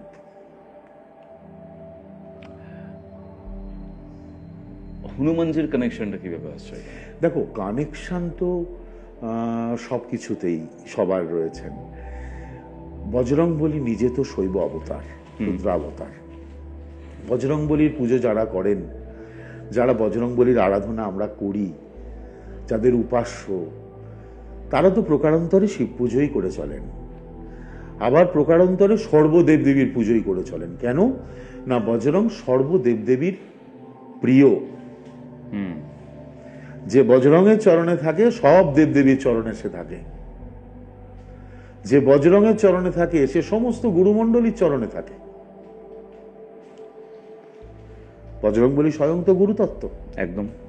তাহলে বজরংবলী সেই দেবাদিদেবের মতোই তো, তার কাছে যা উপাস্য না তুমি পৌঁছে দেবে তা গোটা ব্রহ্মাণ্ডে ব্যাপৃত হয়ে যাবে। তাহলে আর বাদ কি রইল? বুঝতে পারছি। এখানে একটা ছোট্ট জিনিস, তুমি আমাকে একটু আগে আমি যেটা তোমাকে বললাম, ব্রহ্ম পিশাচ নিয়ে তুমি প্রশ্ন করেছিলে। এই ব্রহ্ম পিশাচের আমি শুনেছি আমার অনেক সিনিয়র তান্ত্রিকদের কাছে, এই ব্রহ্ম পিশাচের মুক্তির জন্য কিন্তু একটি প্রয়োগ ইম্পর্টেন্ট হয়, দ্যাট ইজ বজরংবলী। আচ্ছা। যাতে ব্রহ্মদত্তী বা ব্রহ্ম পিশাচ যাই বলো, তিনি যাতে কষ্ট না পান এই অবস্থায়, এই পিশাচজনী পেয়ে, তার থেকে যাতে তিনি এগুতে পারেন, পরাগতি পান, তার জন্য কিন্তু বজরংবলী অনলি ওয়ে। এটা আমি শুনেছি, আমি নিজে এখনো পর্যন্ত সেই অবস্থা পাইনি কখনো, কিন্তু আমি যেটা শুনেছি সেটা তোমাকে সঙ্গে শেয়ার করলাম। এবার তুমি যেটা জিজ্ঞেস করলে, দেখো কাল ভৈরব অবশ্যই প্রোটেক্টর। একই সঙ্গে যদি নেগেটিভ কোনো, আমি যেমন কাল ভৈরব প্রয়োগ করি কিছু বিশেষ ক্ষেত্রে, যখন ওই প্রেত পিশাচ চালান কোথাও ঘটে, কোনো জায়গায় বান মারাতে সেই বিধ্বস্ত অবস্থায় পৌঁছয়, সেখানে কাল ভৈরব ক্রিয়া করতে হয়, তেমনি বজরংবলী সংকটমোচন ক্রিয়াও করি। দুই প্রোটেক্টর, তার প্রয়োগের ভিত্তি আলাদা, এর প্রয়োগের ভিত্তিও আলাদা, দুটো ডিফারেন্ট, কিন্তু প্রোটেকশন দুক্ষেত্রেই সমানভাবে। কাল ভৈরব প্রোটেকশন ভীষণ ইম্পর্টেন্ট হয়, কিছু কিছু ক্ষেত্রে মারাত্মক, মানে আলাদা আলাদা ভাগ আছে, যে কিছু ক্ষেত্রে এটা একটা কাজ করতে করতে বুঝতে পারা যায় যে এটা ঠিক কোন এনার্জি নিয়ে, কোন শক্তি নিয়ে আমরা প্রার্থনা জানালে তবে এই কাজটা একটা ঠিক জায়গায় পৌঁছবে। ওকে, সেক্ষেত্রে দাঁড়িয়ে কখনো কোনো ক্ষেত্রে কালভৈরব, কখনো কোনো ক্ষেত্রে বজরংবলী, কোনো ক্ষেত্রে বা মা ধূমাবতী, কোনো ক্ষেত্রে বগলামুখী, কোনো ক্ষেত্রে বা অন্য কোনো দেবদেবী। তো এটা ডিপেন্ড করে যায়, এটা একটা কাজ করতে করতে হ্যাবিট হয়ে যায় না, সেই হ্যাবিটের মধ্যে থেকে আপনা হতে বুঝে নেওয়া যায় যে কিভাবে সেটা সম্ভব। তারপর যারা আমরা যেরকম আসন ভিত্তিক ক্রিয়া করি, তো আসন ভিত্তিক অবস্থায় আমরা সেটা বুঝতে পারি যে কি করব, তার জন্য কিভাবে যে সামনে এসছেন তাকে কিভাবে প্রোটেক্ট করার চেষ্টা করব, ঠিক সেইভাবেই চলে। কিন্তু এই দুই এনার্জি ব্যাপকভাবে ব্যবহার করা হয় এই ক্ষেত্রে। এই নেগেটিভ এন্টিটির ক্ষেত্রে যা নাকি এখন ম্যাক্সিমাম কাজ করছি, তাই 100 জনের কাজ করতে গেলে 80 জনেরই তাই কাজ করতে হচ্ছে। সেক্ষেত্রে এই দুই শক্তি অনবদ্যভাবে আমাদের ব্যবহার করতে হয়। বুঝতে পারলাম। মানে অসাধারণ একটা আড্ডা হলো আপনার সাথে মহারাজ। খুব তাড়াতাড়ি আপনার সাথে আবার বেশ কিছু প্রশ্ন, যেগুলো এখানে কনক্লুড করা গেল না, বেশ কিছু বিষয় যেগুলো নিয়ে আমি আলোচনা করতে চাই ফার্দারে, সেগুলো নিয়ে আমরা ডেফিনেটলি আসবো। আই থিঙ্ক আমাদের অডিয়েন্সও সেটাই চান। কৌস্তবের আড্ডাতে আসার জন্য অনেক অনেক ধন্যবাদ মহারাজ, খুব ভালো থাকবেন। খুব ভালো, তুমিও থাকবে। আবার কবে আমি আসবো তার জন্য আমিও মুখিয়ে বসে থাকবো। ভালো থেকো আপনি। জয় গুরু। জয় গুরু। এটাই ছিল আজকের এপিসোড। আজকে কৌটিল্য মহারাজের এই আলোচনা আপনাদের কেমন লাগলো কমেন্ট করে জানাতে ভুলবেন না। আপনারাও যদি আমাদের সাথে এরকমই একটা পডকাস্টে অংশগ্রহণ করতে চান তাহলে ডেফিনেটলি যোগাযোগ করুন। এবং হ্যাঁ, আপনাদের এই এপিসোডগুলো কেমন লাগছে সেটা কমেন্ট করে জানান। ভিডিওটা লাইক করে শেয়ার ডেফিনেটলি করে দিন, যাতে আমরাও আপনাদের সাপোর্ট পাই, বুঝতে পারি কেমন লাগছে আপনাদের। তাহলে চলুন, দেখা হচ্ছে পরবর্তী একটি আড্ডাতে। ততক্ষণ অব্দি কৌস্তবের আড্ডার এরকম আরও এপিসোড দেখতে আপনার মোবাইল স্ক্রিনে আসে ডান দিকের অথবা বাঁ দিকের বক্সে ক্লিক করুন।